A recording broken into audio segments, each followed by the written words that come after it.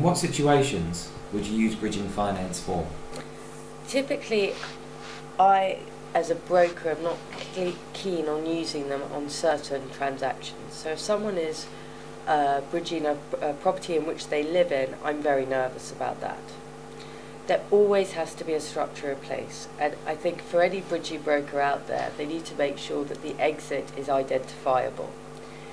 If there seems to be no exit in place at all, there would be no point in taking bridging finance out, because essentially you will get to a stage where it becomes unaffordable and very expensive.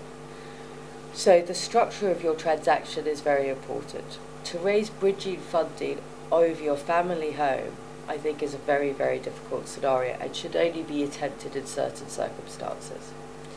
Otherwise, for people that have maybe exchanged and banks have let them down or withdrawn offers, or alternatively they haven't looked for their funding early enough, bridging finance is probably a very viable option.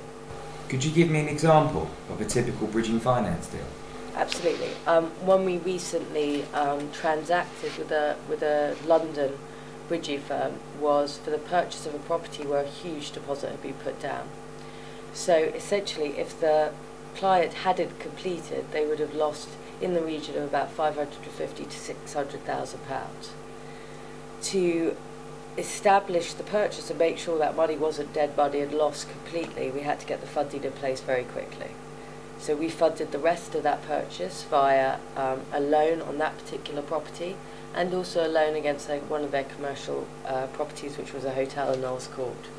What this led to was enough funds to complete the purchase and not the loss of the initial deposit money.